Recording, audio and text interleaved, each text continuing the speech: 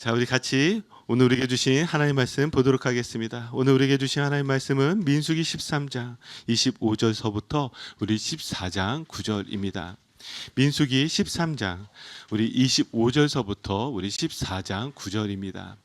다 함께 차셔서요. 제가 하나님의 말씀 봉독해 올리겠습니다. 40일 동안 땅을 정탐하기를 마치고 돌아와 바란 광야 가데스에 이르러 모세와 아론과 이스라엘 자손의 온 회중에게 나와 그들에게 보고하고 그 땅의 과일을 보이고 모세에게 말하여 이르되 당신이 우리를 보낸 땅에 간즉 과연 그 땅의 젖과 꿀이 흐르는데 이것은 그 땅의 과일이니이다. 그러나 그 땅 거주민은 강하고 성읍은 견고하고 심히 클 뿐 아니라 거기서 아낙 자손을 보았으며 아말렉인은 남방 땅에 거주하고 헤딘과 여부스인과 아모리인은 산지에 거주하고 가나안인은 해변과 요단가에 거주하더이다. 갈렙이 모세 앞에서 백성을 조용하게 하고 이르되 우리가 곧 올라가서 그 땅을 취하자 능히 이기리라 하나 그와 함께 올라갔던 사람들은 이르되 우리는 능히 올라가서 그 백성을 치지 못하리라 그들은 우리보다 강하니라 하고 이스라엘 자손 앞에서 그 정탐한 땅을 악평하여 이르되 우리가 두루 다니며 정탐한 땅은 그 거주민을 삼키는 땅이요 거기서 본 모든 백성은 신장이 장대한 자들이며 거기서 네피림 후손인 아낙 자손의 거인들을 보았나니 우리는 스스로 보기에도 메뚜기 같으니 그들이 보기에도 그와 같았을 것이니라. 온 회중이 소리를 높여 부르짖으며 백성이 밤새도록 통곡하였더라. 이스라엘 자손이 다 모세와 아론을 원망하며 온 회중이 그들에게 이르되 우리가 애굽 땅에서 죽었거나 이 광야에서 죽었으면 좋았을 것을 어찌하여 여호와가 우리를 그 땅으로 인도하여 칼에 쓰러지게 하려 하는가 우리 처자가 사로잡히리니 애굽으로 돌아가는 것이 낫지 아니하랴. 이에 서로 말하되 우리가 한 주의관을 세우고 애굽으로 돌아가자 하매 모세와 아론이 이스라엘 자손의 온 회중 앞에서 엎드린지라. 그 땅을 정탐한 자 중 눈의 아들 여호수아와 여분네의 아들 갈렙이 자기들의 옷을 찢고 이스라엘 자손의 온 회중에게 말하여 이르되 우리가 두루 다니며 정탐한 땅은 심히 아름다운 땅이라. 여호와께서 우리를 기뻐하시면 우리를 그 땅으로 인도하여 들이시고 그 땅을 우리에게 주시리라. 이는 과연 젖과 꿀이 흐르는 땅이니라. 다만 여호와를 거역하지는 말라. 또 그 땅 백성을 두려워하지 말라. 그들은 우리의 먹이라. 그들의 보호자는 그들에게서 떠났고 여호와는 우리와 함께 하시느니라. 그들을 두려워하지 말라 하나. 아멘. 아멘. 우리 이종윤 목사님께서 모든 은혜를 누리는 다시 보기라는 제목을 가지고 우리 말씀을 전해 주실 텐데요. 우리 이종윤 목사님을 좀 간단하게 소개해 드리자면 이종윤 목사님은 젊은 시절에 예배 사역자로 부르심을 받아서요. 잘 아시는 우리 한국 지구촌 교회에서 그리고 우리 토렌스 좋은 교회에서 계속해서 예배 사역을 섬겨 오셨습니다. 그리고 이 예배 사역의 또 전문성을 위해서 또 음악을 또 전공하셨고요. 그래서 버클리 음대에서 건반으로 들어가서 보컬로 아주 특이한 케이스인데 건반으로 들어가서 보컬로 졸업하시기도 하셨습니다. 제가 참 기대하고 있는 것은 지금도 미드웨스턴 신학교에서 이제 예배학을 가르치고 또 예배 사역자들을 또 이렇게 키워내시기도 하시겠지만 이분을 통해서 하나님이 또 받으실 그 예배가 제가 너무 기대가 되는 거예요. 너무 기대가. 그래서 하나님이 지금 또 그 사역을 위해서 또 준비하시고 또 한 번 더 이렇게 호흡을 이렇게 할 수 있는 시간들을 좀 허락하신 것 같습니다. 그래서 여러분 또 기대하시고요. 앞으로도 또 자주 보게 될 것 같으니까 여러분들이 더 사랑의 마음을 담아서 우리 이종윤 목사님 말씀 은혜롭게 또 잘 전하시도록 우리 한번 박수로 맞이해 주시면 감사하겠습니다.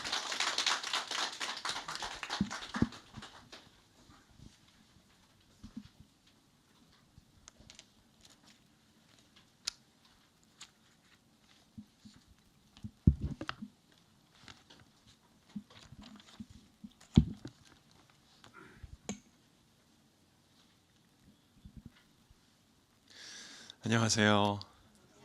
네. 제가 장 목사님 만나 뵙고 교제할 때 제가 가장 크게 느낀 것은 위로였고 격려였거든요. 참 저의 말을 깊이 경청해 주시고 그래서 그 대화하고 교제하는 그 시간들 속에서 항상 많은 위로와 또 배움을 얻습니다. 따뜻한 것 같아요. 근데 되게 비슷합니다. 오늘 교회 이렇게 들어오는데 들어오는 입구에서부터 모 집사님께서 달려 나오시더니 이렇게 환영을 해주시면서 이렇게 해주시더라고요. 그리고 이제 한 분 한 분 인사 나누고 이렇게 교회를 돌아보는데 장 목사님이랑 비슷한 거예요. 그러니까 따뜻하고 위로받고 격려받는 그런 느낌을 많이 받았습니다. 참 감사하고 그래서 말씀 나눌 수 있어서 너무 영광스럽고 또 오늘 주님께서 우리에게 주신 은혜를 말미암아서 우리가 주님께 더 가까이 다가갈 수 있기를 바랍니다. 함께 한번 기도하고 말씀 나누겠습니다. 하나님 감사합니다. 오늘 저희에게 주시는 말씀으로 말미암아 우리가 살 것입니다. 우리가 더 성장할 것입니다. 우리가 보지 못하던 것들, 새로운 것들을 보게 될 것입니다. 역사하여 주시고 이 자리에 있는 모든 사랑하는 성도님들, 또 온라인으로 예배하시는 모든 성도님들 삶 가운데에 하나님 말씀으로 충만하게 채워 주시옵소서. 하나님 사랑합니다. 예수님의 이름으로 기도했습니다. 아멘. 네, 저는 영화를 좋아합니다. 그래서 뭐 가리지 않고 유명한 영화, 뭐 별로 안 유명한 영화 상관없이 다 좋아하는데요. 뭐 장르도 가리지 않습니다. 뭐 코미디, 뭐 스릴러, 호러, 액션 뭐 다 좋아합니다. 근데 제가 좀 독특한 습관이 있는 게 영화를 이렇게 막 보다가 찾다가 너무 마음에 드는 영화를 한번 딱 찾잖아요. 그러면 그 한 주 동안 그 영화를 몰아서 한 3번, 4번 다시 보는 그런 습관이 있습니다. 그러면 제 주변 분들은 그래요. 야, 다 아는 건데 뭐하러 다시 보냐 그렇게 얘기하시거든요. 근데 영화를 다 알고 다시 보는 게 생각보다 꽤 매력이 있습니다. 이제 내용을 다 알고 보니까 영화를 다시 볼 때 그 등장 인물들이 무슨 감정으로 저 얘기를 했구나, 어떤 상황이었구나, 그래서 저렇게 행동했구나 이런 것들이 보이기 시작하는 거예요. 그러니까 조금 더 그 등장 인물들의 그 상황에 더 가까이 다가가기 시작을 합니다. 그리고 또 다시 보잖아요. 또 다시 보면 보이지 않던 색감이 보이기 시작을 해요. 색감이 어느 순간 조금 더 흑백에 가까워지거나 어떤 뭐 빨간색을 강조하거나 이런 것들이 막 이제 보이기 시작을 하는 거예요. 그러더니 또 다시 보니까 조명이 보이기 시작하고 또 다시 보니까 음악이 어떻게 그 씬을 돕고 있는지가 보이는 거죠. 그러니까 좀 어쩌면 좀 다 아는 내용이기 때문에 재미없다라고 생각할 수도 있지만 사실 좋은 영화를 다시 보고 다시 보다 보면 그 감독이나 배우나 연출가나 음악가들이 그 만들어 놓은 그 정말 자신을 갈아 넣어서 만든 그 좋은 것들이 우리에게 전부 다 깊이 다가오는 거예요. 아주 가까이 누리게 됩니다. 다시 보기는 사실은 그 우리 눈앞에 주어진 것들을 얼마나 깊이 넓게 전부를 볼 수 있는가 그것과 연결됩니다. 오늘 그것과 연관지어서요. 오늘 민수기 저희가 잘 알고 있는 이제 그 12정탐꾼의 이야기를 나누기 원합니다. 민수기 13장하고 14장에 통틀어서 나오는 이야기예요. 저희가 시간 때문에 전부 다 읽지는 못했지만 여기에 등장하는 사건은 꽤 비극적입니다. 아주 비극적이에요. 왜냐하면 이스라엘 백성들이 하나님께서 약속하신 땅을 향해서 전쟁을 준비하고 있는데 정찰을 갔다 오게 됐어요. 12명이 갑니다. 여호수아 갈렙이 그 중에 2명입니다. 근데 갔다 왔는데 여호수아 갈렙은 이길 수 있다고 얘기를 하는데 나머지 10명은 그렇지 않다고 이야기하는 거예요. 근데 그 정도가 아니라 막 절대 안 된다. 이거 들어가면 죽는다. 막 이제 폭동을 부리기 시작을 하더니 백성들을 선동해서 결국은 하나님께 거역합니다. 그래서 하나님께서 그들을 징벌하세요. 하나님께서 그들이 정탐을 갔던 40일만큼 그 하루를 1년으로 계산해서 광야에서 40년을 헤매다가 그 거역했던 1세대가 다 죽게 하십니다. 그런 비극적인 이야기입니다. 이스라엘 백성들이 40년을 광야에서 헤매지만 그래도 결국에는 2세대가 그 가나안 땅에 들어가기는 하거든요. 근데 그러면 좀 잘 살아야 되잖아요. 그죠? 드디어 들어왔으니까 잘 살아야 되잖아요. 근데 그렇지 않습니다. 또 하나님을 거역합니다. 전쟁을 하다가 전쟁을 다 끝내질 않아요. 완전히 몰아내지 않습니다. 그래서 그 백성들, 그 땅에 살고 있던 그 민족들이 남아 있어요. 그러면서 그들이 끊임없이 이스라엘 백성들을 괴롭히고 쳐들어오고 계속 전쟁이 이어집니다. 이것이 몇백 년 동안 진행됩니다. 심지어 그 민족들이 함께 섬기고 있는 그 이방 신들을 함께 섬깁니다. 우상 숭배를 하게 되는 거예요. 그렇게 고생을 합니다. 이제 그러다가 좀 잘 어떻게 사나 여차저차 사나 싶었더니 갑자기 하나님 앞에 왕을 달라고 이야기합니다. 하나님이 왕이신 그런 거 우리는 원하지 않는다는 거예요. 보이지 않는 왕이 무슨 소용이냐. 나도 저 나라처럼 저쪽 옆 나라처럼 그 왕이 멋있게 막 국가를 이끌고 막 성을 쌓고 이런 것들을 보고 싶다는 거예요. 그래서 왕을 달라고 하나님을 버립니다. 그래서 그들의 거역 위에 이스라엘의 초대 왕이 사울 왕이 세워지죠. 그리고 사울 왕이 죽고 다윗 왕이 세워질 때까지 이스라엘은 고생을 꽤 합니다. 근데 그러고 나서 이 다윗 왕의 그 왕국에서는요 정말 아름다운 일들이 일어납니다. 우상 숭배가 사라지고 강해집니다. 누구도 다윗 왕국을 넘보지 못했습니다. 그런데 거기서 끝나지 않아요. 이제 다윗이 죽고 솔로몬이 왕위에 오릅니다. 솔로몬이 다시 그 나라의 우상 숭배를 들여오게 됩니다. 그리고 솔로몬이 죽고 나서 나라는 갈라집니다. 내전이 일어납니다. 그리고 아수르의 침공, 바빌론의 침공을 통해서 이스라엘이 완전히 망하고 포로로 유다가 끌려가게 됩니다. 그리고 나서 로마의 식민지 시대까지 오게 되고 예수님이 오시는 것으로 그렇게 구약에서 신약의 시대가 이어지는 거죠. 여러분 이 흐름이 보이십니까? 하나님께서는요 하나님에게 주실 은혜를 아주 따끈따끈한 은혜를 준비해 주셨습니다. 그래서 지금 그 시기에 그 시대에 그 순간에 지금 우리가 들어가야 하는 그곳에 우리가 지금 achieve 해야 하는 그 바로 그 목적 앞에서 하나님께서 예배하신 그 은혜와 그 능력이 있습니다. 그런데 이스라엘 백성들은 거역하는 거예요. 유혹에 넘어가는 거예요. 두렵다고 도망가는 거예요. 하나님을 버리는 거예요. 그렇게 하면서 자꾸 하나님께서 그 순간 예배하신 그 좋은 은혜를 바로 갓 지은 따끈따끈한 그 은혜를 자꾸 딜레이 시킵니다. 차게 시켜버립니다. 그뿐이 아니에요. 그 은혜를 다 누리지 못합니다. 부분만 누립니다. 아주 축소해서 작은 부분만 자꾸 누리게 되는 거예요. 이스라엘 백성들은 자꾸 하나님의 은혜를 전부 누리지 못하고 늦게 누리고 놓치고 작은 것만 누리는 거죠. 저는 그래서 이것을 연결지어서 우리가 하나님께서 우리 앞에 펼쳐놓으신 것들을 다시 볼 때, 다시 들여다볼 때 하나님께서 예배하신 은혜를 우리가 전부 다 누릴 수 있다고 믿습니다. 그래서 오늘 그 다시 보기가 무엇인지 세 가지를 나누려고 합니다. 첫 번째는요, 본질을 다시 보기입니다. 우리는 본질을 다시 보는 것을 통해서 모든 은혜를 누릴 수 있다고 믿습니다. 오늘 본문 25절부터 27절을 한번 볼까요? 40일 동안 땅을 정탐하기를 마치고 돌아와 바란 광야 가데스에 이르러 모세와 아론과 이스라엘 자손의 온 회중에게 나와 그들에게 보고하고 그 땅의 과일을 보이고 모세에게 말하여 이르되 당신이 우리를 보낸 땅에 간즉 과연 그 땅에 젖과 꿀이 흐르는데 이것은 그 땅의 과일이니이다. 여기까지 분위기 아주 좋습니다. 그죠? 실제로 지금도 그 땅에서 나는 그 포도를 보잖아요. 저희가 생각하는 그 포도 한 송이가 아닙니다. 한 송인데 포도가 몇 배가리 달려 있어요. 제 몸통만 합니다. 포도가. 그래서 이렇게 그거를 들고 있는데 무슨 막 광어 크기 마냥 이렇게 주렁주렁 달려 있는 포도들이 있어요. 그래서 그거를 한 사람이 들지 못하고 쟁반 위에 받쳐서 여러 사람이 지고 이스라엘 진영으로 돌아왔습니다. 이 과일 보십시오. 땅 진짜 좋습니다. 증거를 보여주는 거죠. 근데 분위기가 갑자기 확 달라지기 시작을 해요. 28절하고 29절 한번 보실까요? 그러나 그 땅 주민은 강하고 성읍은 견고하고 심이 클 뿐 아니라 거기서 아낙 자손을 보았으며 아말렉이는 남방 땅에 거주하고 헤딘과 여부스인과 아모리는 산지에 거주하고 가나안인은 해변과 요단가에 거주하더이다. 지금 이 전쟁을 반대하는 이 10명의 정탐꾼이 이렇게 얘기하는 거예요. 그 땅 진짜 좋긴 한데 이거 안 되는 겁니다. 그 땅에 너무 무시무시한 사람들이 있어요. 예를 들면은 뭐 배우 마동석님 같은 그런 막 팔뚝 이만하고 막 한 대 뻑 때리면 기절하는 그런 사람들이 있잖아요. 그럼 무시무시한 그런 사람들이 한둘도 아니고 그냥 가득하다는 거예요. 그 땅 전체에 산으로 가나 바닷가를 가나 들을로 가나 그런 사람들이 가득하다는 거예요. 그러니까 절대 비집고 들어갈 틈도 없고 이거 취소해야 됩니다. 막 얘기하는 거예요. 설득하는 겁니다. 질게 뻔한 전쟁 왜 하냐고. 다시 돌아가야 된다고. 그러더니 폭동을 일으켜요. 그리고 결국 이 뒷부분을 보잖아요. 이 이스라엘 백성들이 폭동에 선동돼 가지고요 돌을 들어서 여호수아 갈렙을 쳐 죽이려고 합니다.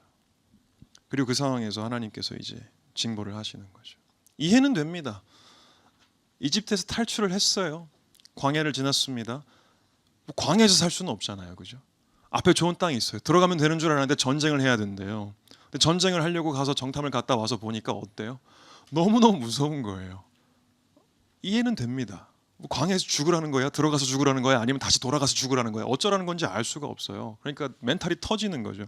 이해 충분히 됩니다. 그런데 여러분, 우리는 이렇게 봐야 합니다. 이 땅을 보는데 너무 좋은 거예요. 하나님이 분명히 들어가라고 하신 땅인데 너무 좋아요. 기름져요. 과일도 좋아요.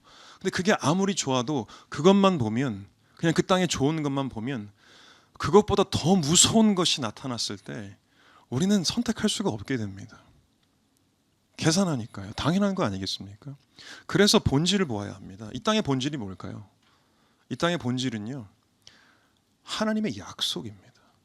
이 땅의 본질은 하나님이 그 땅을 약속하셨다는 점입니다. 그러니까 그 땅이 얼마나 좋은지 나쁜지에 대한 문제가 아닙니다. 심지어 그 땅이 좋지 않다 할지라도 상관없습니다. 그리고 그 땅에 있는 거민이 얼마나 무섭든지 얼마나 많든지 그것도 아닙니다. 중요한 것은 하나님께서 그 땅을 우리에게 주시기로 약속하셨다는 점입니다. 그것이 본질입니다. 여러분, 이것은요, 하나님의 약속은요, 인간의 것과 다릅니다. 인간의 약속은 깨지거든요. 인간은 약합니다. 악합니다. 또 상황이 바뀌면 지키지 못합니다. 또 심지어 까먹기도 합니다. 약속을 해놓고. 인간의 약속은 항상 지켜지지 않아요. 그러나 하나님은 그렇지 않습니다.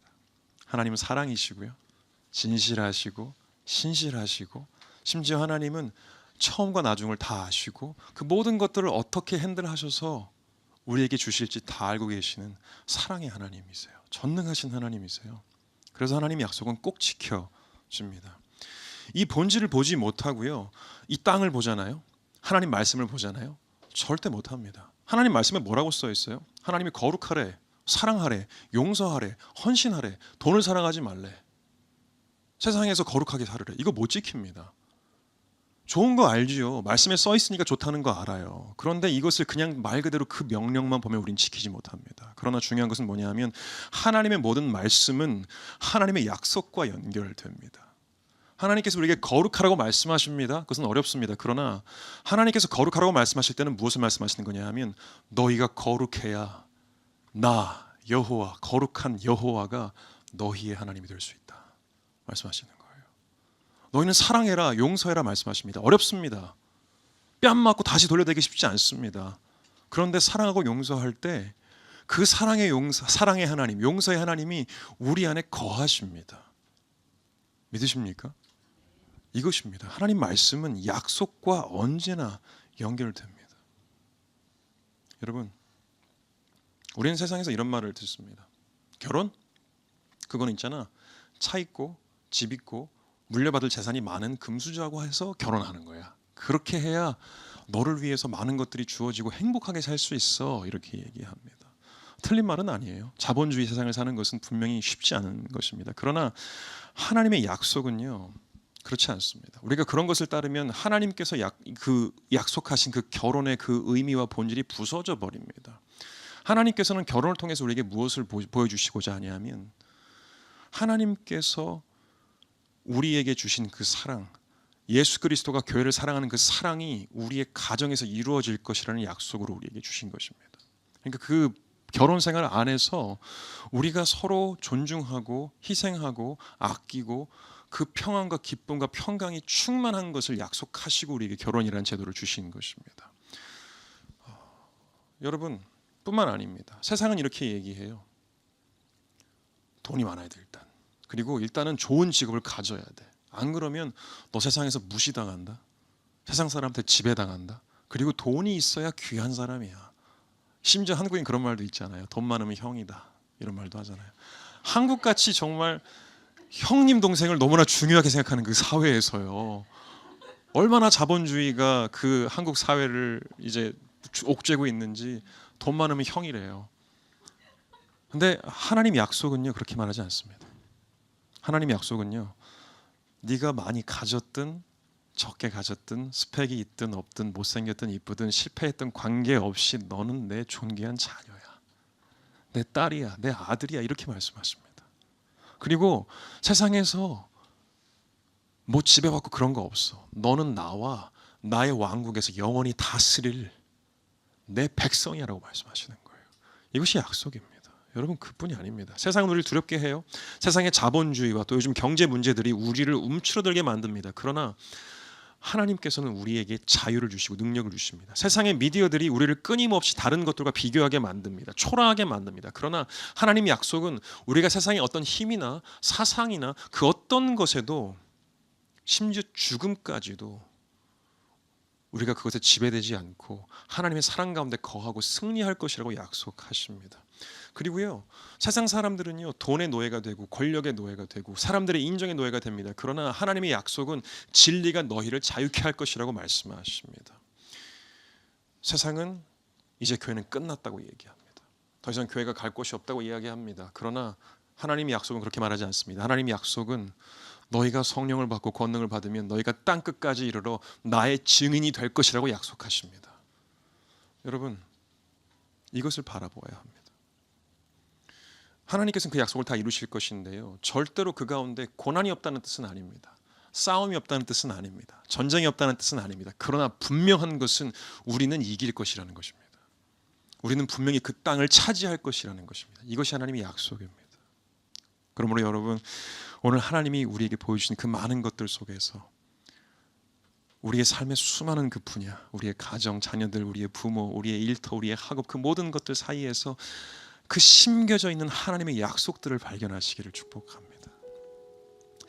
네, 두 번째로 우리는요, 상상하면서 다시 보아야 합니다. 오늘 본문 민수기 13장 30절부터 33절을 한번 보겠습니다.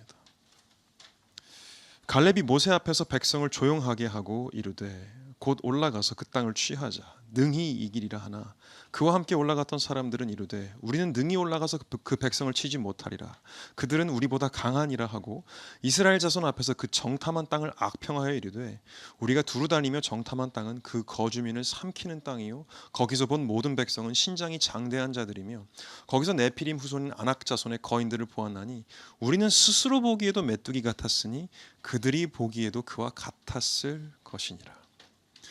두 번째 우리가 모든 은혜를 누리는 다시 보기는요, 상상하며 다시 보기입니다. 오늘 읽은 구절 보면요, 갈렙이 이야기합니다. 우리가 이길 거다. 그 땅을 취하러 가자. 이야기합니다. 그런데 갑자기 그 10명이 말을 뚝 자르더니 이야기하는 거예요. 그리고 뭐라고 주장하는지 보세요. 31절은요. 우리가 이길 수 없을 거다 이렇게 얘기해요.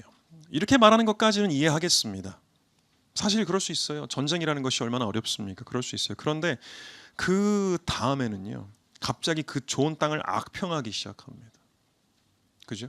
그런데 악평하는 것을 멈추지 않고 그 땅이 사람을 삼키는 땅이라고 이야기를 해요. 엄청난 상상력이 동원되고 있습니다. 갑자기. 그러면서 거기서 멈추지 않고요. 우리가 거기 있는 거인들을 보았는데 우리가 보기에도 메뚜기 같았으니까 그들이 우리를 볼 때도 메뚜기 같을 거야 라고 이야기합니다. 이것도 상상력이죠. 아니, 물어봤어요. 가서 물어봤냐는 거예요. 그 마동석 씨 같이 막 팔뚝 두꺼운 사람한테 가가지고 그거 제가 어떻게 보이시나요? 이렇게 물어봤냐는 거예요. 사실이 아닙니다. 절대 사실이 아닙니다. 지금 그들이 하는 그 모든 말들은 상상에서 나오는 것입니다. 상상이 군중 속에 퍼지면서 증폭되기 시작합니다. 사람들은 동요합니다. 근데 마찬가지로요. 똑같은 환경을 다시 보고 다른 상상을 하는 사람들이 있습니다. 그들은 여호수아 갈렙입니다. 오늘 본문 민수기 14장 7절 9절을 보시면요.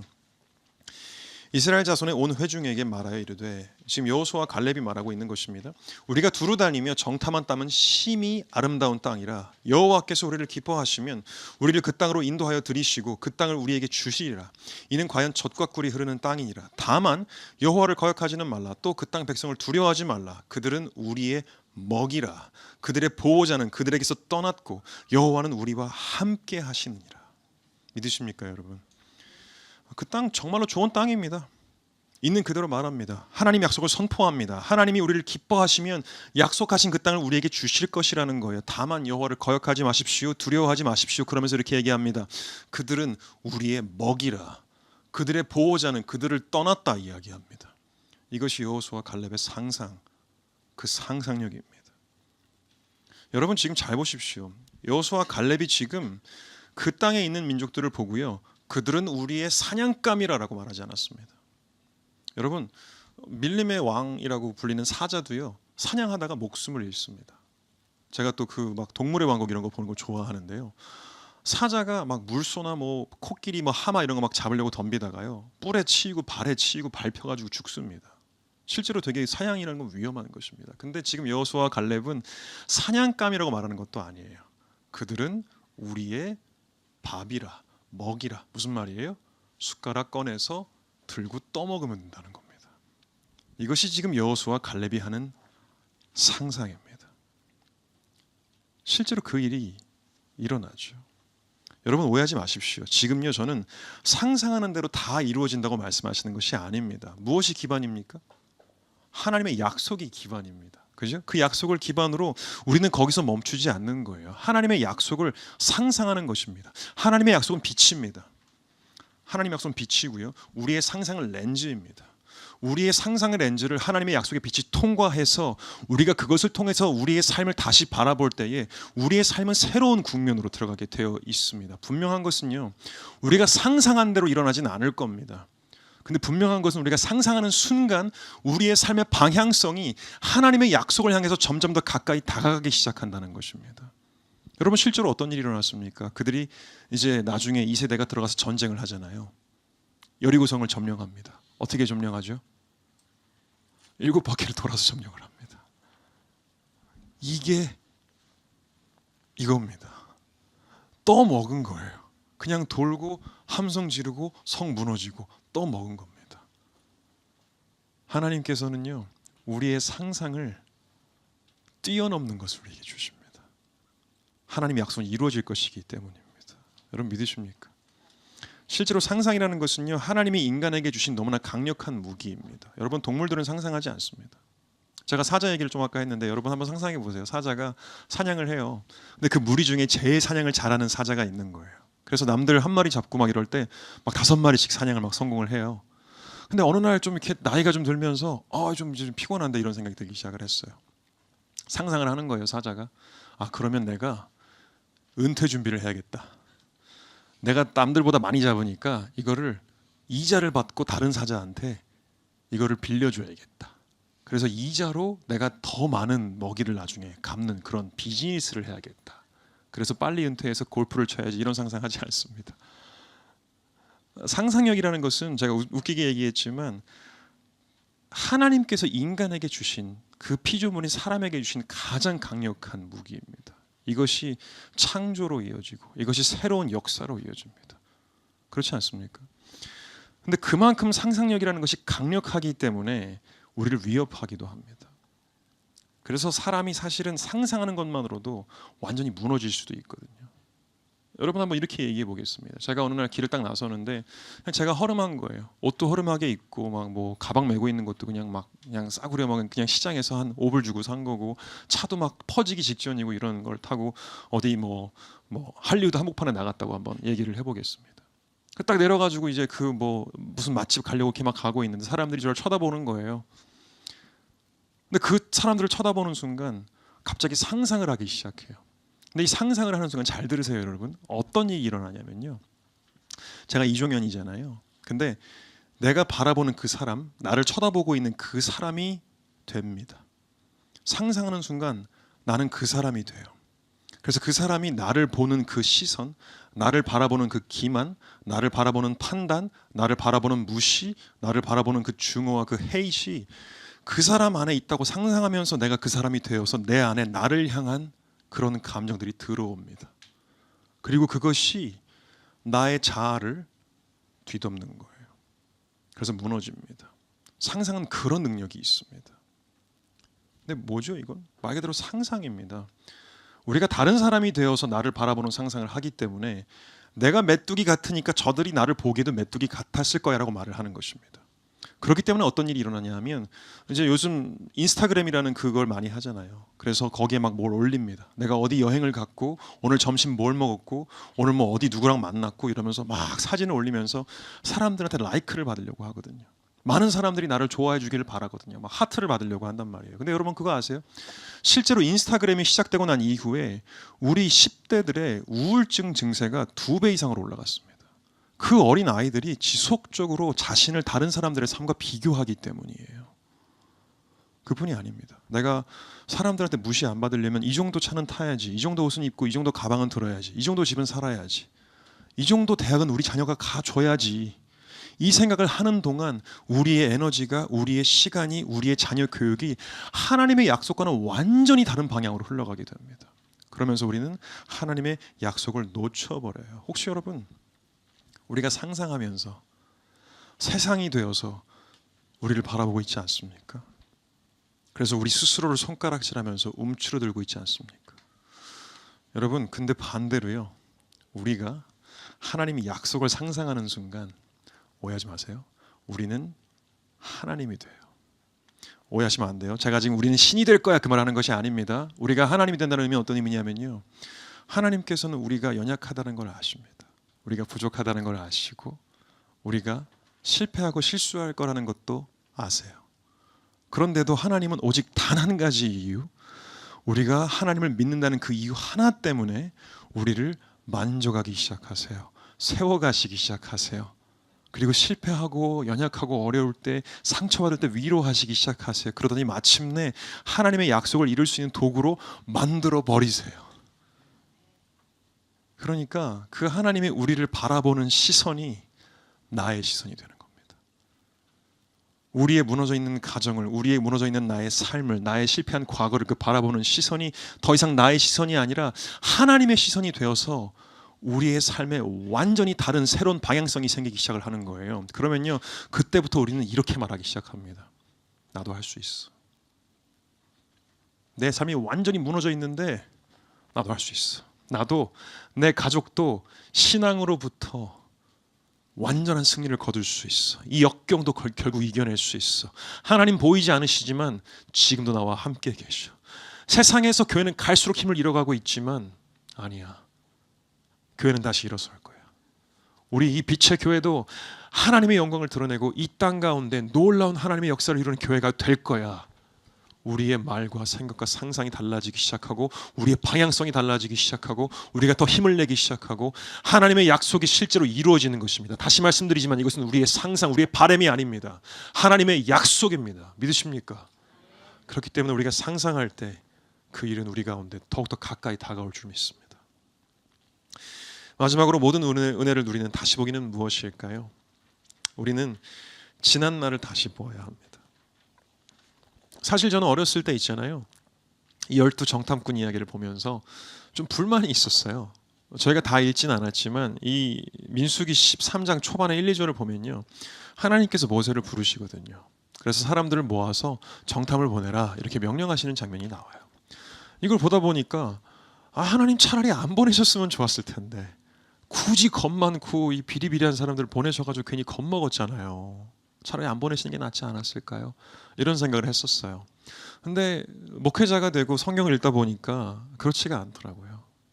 신명기 1장에서 오늘 저희가 읽고 있는 본문과 똑같은 이제 그 본문이 나오거든요. 사실 똑같은 본문이라기보다는 이제 모세가 2세 그 이스라엘 백성들에게 이제 다시 그 가나안 땅 들어가기 전에 신신당부하는 내용들이 나오는 것이 신명기입니다. 그러면서 과거에 있었던 일들을 얘기하는 거예요. 그러면서 신명기 1장 19절에서 22절까지 그 본문이 나오고 있는데요. 한번 보시면요, 이렇게 모세가 이스라엘 백성들에게 얘기하는 거예요. 우리 하나님 여호와께서 우리에게 명령하신 대로 우리가 호렙산을 떠나 너희가 보았던 그 크고 두려운 광야를 지나 아모리 족속의 산지길로 가데스 바네아에 이른데 내가 너희에게 이르기를 우리 하나님 여호와께서 우리에게 주신 아모리 족속의 산지에 너희가 이르렀나니 너희의 하나님 여호와께서 이 땅을 너희 앞에 두셨은즉 너희 조상의 하나님 여호와께서 너희에게 이르신 대로 올라가서 차지하라. 두려워하지 말라, 주저하지 말라 한즉, 여기 보십시오, 22절입니다. 너희가 다 내 앞으로 나와 말하기를 우리가 사람을 우리보다 먼저 보내어 우리를 위하여 그 땅을 정탐하고 어느 길로 올라가야 할 것과 어느 성읍으로 들어가야 할 것을 우리에게 알리게 하자 하기에. 무슨 말이에요? 애초에 그 땅에 정찰 가는 것을 이스라엘 백성이 원했다는 거예요. 근데 우리는 이렇게 생각할 수 있습니다. 전쟁을 한 번도 해본 적이 없잖아. 그러니까 우리가 앞으로 어떤 싸움을 할지, 실제로 그 200만 명 가까이 되는 그 이스라엘 백성들이 새로운 땅에 들어가야 하는 거잖아요. 그러니까 얼마나 전쟁이 크겠어요. 미리 체크하고 미리 보자, 그럴 수 있다고 생각해요. 그러나 어떤 일이 일어나요? 실제로 가서 봤더니 그게 아니잖아요. 나를 보니까, 내 스펙을 보니까 팔뚝은 가늘죠, 허리는 굽었죠, 무기도 별로죠. 근데 가서 봤더니 막 등치 이만하고 막 식스팩에 팔뚝 이만하고 무기도 좋고 이런데 어떻게 이기냐는 거예요. 그러니까 막 여기서 난리가 나잖아요. 절대 이길 수 있는 싸움이 아닌 거예요. 아무리 내 자신을 보고 저들을 보고 다시 내 스펙을 뜯어봐도 절대 이길 수 있는 싸움이 아니라고 판단이 드는 거예요. 근데 이건 잘못됐어요. 왜냐하면요, 고작 1년 반 전에, 지금 이 시점으로부터 고작 1년 반 전에 무슨 일이 일어났습니까? 하나님께서 이스라엘 백성들을 이집트에서 탈출시키셨어요. 이게 얼마나 대단한 일이냐 하면요, 이집트라는 국가를 오늘날에 빗대서 얘기하잖아요. 이렇게 얘기하면 돼요. 미국의 군사력 플러스 중국의 역사, 이렇게 보시면 돼요. 이 두 가지를 합친 정도가 그 당시 이집트라고 보시면 됩니다. 근데 그 나라에서 아무것도 싸워본 적도 없고 아무것도 할 줄 모르는 이 노예 출신의 이스라엘 백성들이 탈출을 했다는 거예요. 어떻게 해요? 하나님께서 10개의 재앙으로 그들을 완전히 부숴버리셨어요. 그 지난 날을 돌아보았어야 했습니다. 근데 거기서 끝이 아니죠. 거기서 나왔어요. 하나님께서 홍해를 가르시죠. 그리고 이스라엘은 마른 땅을 건넙니다. 그뿐이 아니에요. 이스라엘 백성이 무엇을 보죠? 그 홍해, 그 갈렸던 그 홍해에서 그 따라오던 이집트 군사가 수장되는 것을 봅니다. 그뿐이 아니에요. 그들은요, 정찰을 떠나는 그 아침까지도 하늘에서 내려온 만나를 먹었습니다. 그 지난 날을 돌아봐야 했습니다. 아직 조금 더 남았는데요. 감사해요. 센스가 너무 좋으십니다. 하나님께서, 여러분 생각해 보십시오. 지난날에 그렇게 놀라운 역사를 하신 그 하나님께서, 홍해를 가르신 하나님께서 그 땅에 들어갈 길을 내지 못하시겠습니까? 하나님께서 그렇게 이집트를 박살내셨는데 그 백성을 이기지 못하시겠습니까? 그 지난날을 돌아보아서 했다는 것이에요. 여러분, 우리는요, 지금도 눈앞에 보이는 수많은 고민들을 가지고 있습니다. 우리 삶의 커리어, 부부관계, 자녀 양육, 그리고 부모님에 대한 것들, 수많은 것들, 우리가 한 번도 가보지 않은 것들, 우리가 한 번도 경험해보지 못한 것들이 여전히 우리의 삶의 투성이고요, 우린 뒤처질까 실수할까 두려워합니다. 자꾸 계산을 하기 시작을 해요. 근데 계산하는 거 괜찮습니다. 계산해야 돼요. 따져야 됩니다. 그런데 중요한 거, 하나님을 빼고 계산하면 안 됩니다. 아무리 눈앞에 있는 것이 두렵다 할지라도, 그래서 지금 이 순간 나와 지금까지 함께 해오셨던 그 하나님을 완전히 빼고 계산해버리면 문제가 생겨요. 문제가 생깁니다. 여러분 한번 계산해 보실래요? 어떤 30대 청년이 있었습니다. 미국에 와서 아내하고 몇 년 동안 함께 유학 생활을 했어요. 근데 이렇게 공부를 막 하면서 취업 준비를 이제 하고 있었는데, 너무 이제 가난하게 유학 생활을 해서 한국에 나갔다 올 시간이 없었어요. 그래서 그냥 미국 와서 계속 공부만 한 거예요. 근데 한 7, 8년 차 되던 어떤 날 갑자기 한국에서 전화가 왔습니다. 그 청년의 어머니가 돌아가셨다는 거예요. 그래서 이 청년이 정신없이 짐을 싸가지고 한국을 방문합니다. 어떻게 치렀는지도 모르게 어머님을 장례식장에서 뵙고 그리고 돌아왔어요. 근데 그리고 마음을 좀 추스리고 있으려니까 몇 개월 후에 또 전화가 왔어요. 아버지가 돌아가셨다는 거예요. 근데 이번에는 그 신분 상황 때문에 나갔다 올 수가 없는 상황이어서 아버지가 돌아가시고 난 이후에 장례식을 마치고 연락을 받았대요. 그러니까 완전히 이제 멘탈이 나가버렸죠. 그런 상황이었는데, 그래서 어쨌든 간 가장이잖아요. 그러니까 이 힘을 내서 막 열심히 또 살았습니다. 마침내 취업이 됐어요. 근데 너무 감사하게도 아내하고 같이 또 같은 직장에 취업이 된 거예요. 그래가지고 이게 첫 출근을 딱 했습니다. 힘을 내야지. 첫 출근을 딱 했는데 일 잘하고 돌아오는 그 첫날에 차 사고가 납니다. 트럭이 이제 그 두 사람의 차를 들이받았는데 차가 완전히 막 굴러가지고 그냥 완전히 파손되고 이제 에어백도 안 터졌대요. 그래서 크게 다쳤는데 또 그 아내가 어깨를 크게 다친 거예요. 근데 아내가 피아노를 치는 사람이에요. 그러니까 어깨가 완전히 부서져서 다시는 그렇게 피아노를 못 치는 상황이 돼버린 거죠.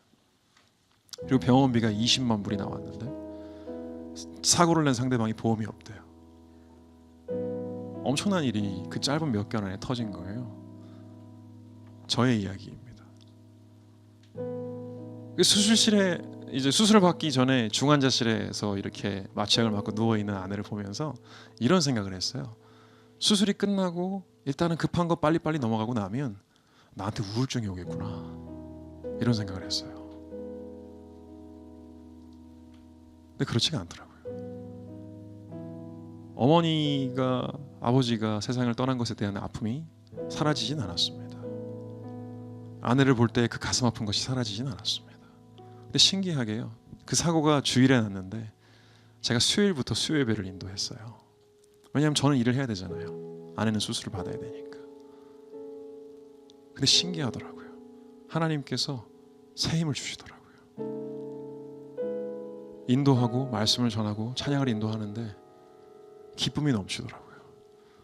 아내가 움직이지를 못하니까 아내를 이렇게 돌보면서 집안일을 하고 또 신학 공부를 하면서 사역을 하는데 어떻게 시간적으로 감당을 하겠어요? 몸은 지치죠. 근데 마음이 지치지가 않더라고요.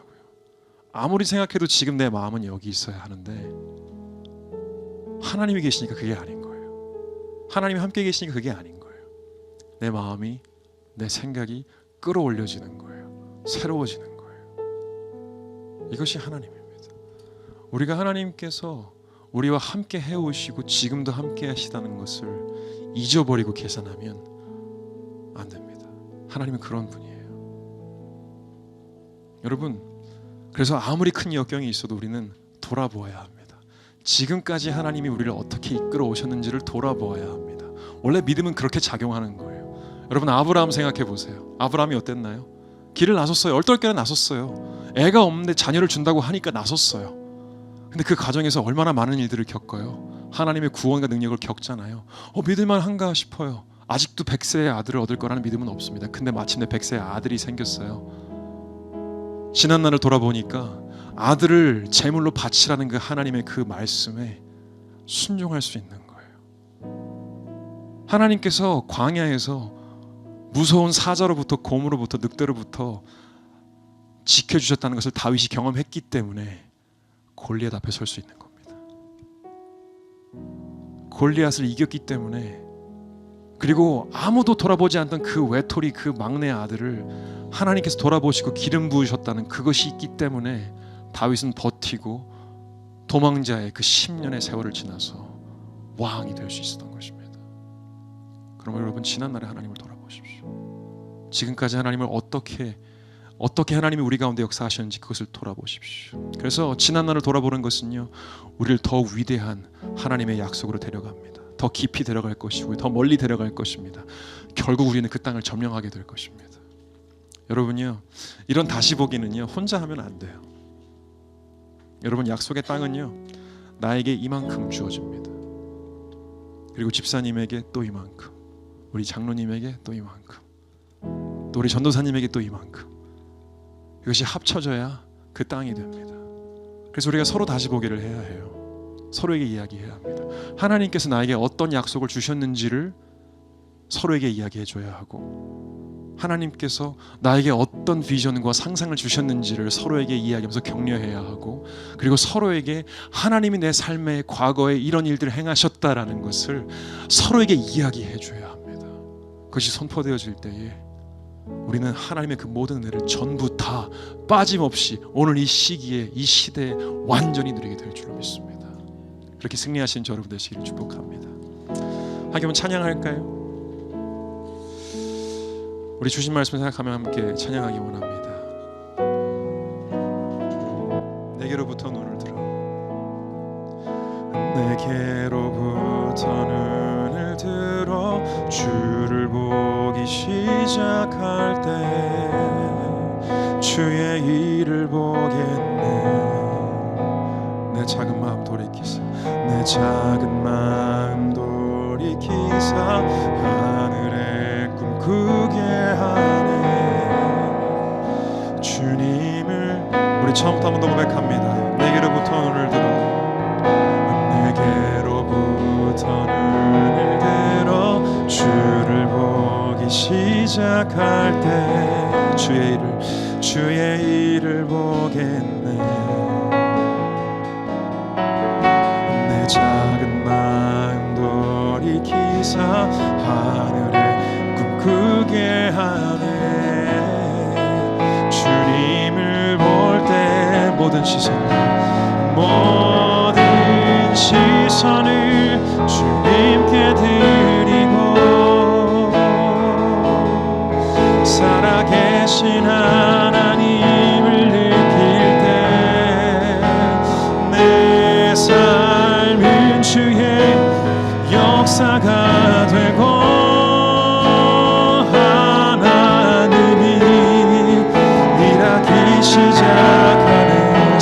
나를 변화시켜 모든 두려움 사라질 때 성령이 나를 변화시켜 모든 두려움 사라질 때 주의 일을 보겠네. 불안한 가운데서 주님 마음 알게 되리. 주님 우리에게 믿음으로 선포합니다. 모든 시선을 주님께 드리고 전능하신 하나님을 느낄 때 세상은 주의 나라가 되고 하나님이 일하기 시작. 우리 한 번 더 모든 시선을 주님께 드리고 전능하신 하나님을 느낄 때 세상은 주의 나라가 되고 하나님이 시간 마지막으로 우리 믿음 나의 선포하며 나아가기를 원합니다. 모든 시선을 주님께 드리고 전능하신 하나님을 느낄 때 내 삶은 주의 나라가 되고 하나님이 일하기 시작한. 여러분 믿으십니까? 함께 기도하기를 원합니다. 우리의 스펙과는 관계없습니다. 우리의 과거와는 관계없습니다. 오늘 우리가 무엇을 가졌는지는 관계없습니다. 남이 나에게 무엇이라고 말하는지는 관계없습니다. 오직 하나님의 약속만이 중요합니다. 오직 한 가지의 매로는 하나님께서 우리를 사랑하신다는 것입니다. 그 사랑의 하나님께서 그 약속을 우리에게 이루실 것이며 그 땅을 우리에게 주실 것입니다. 우리 믿음으로 선포하며 오늘 우리가 믿음으로 그 모든 것들 다시 볼 수 있게 해달라고 시간 다 함께 기도하며 나아가시겠습니다. 기도하겠습니다. 주님 역사하여 주시기를 원합니다. 우리를 충만하게 하시옵소서. 풍성하게 하여 주시기를 원합니다. 주님의 사랑을 원합니다. 능력을 원합니다. 주께서 우리 가운데 주신 그 사랑의 날들을 원합니다. 생명을 원합니다. 주님을 바라볼 때에 우리 삶 가운데 놀라운 역사를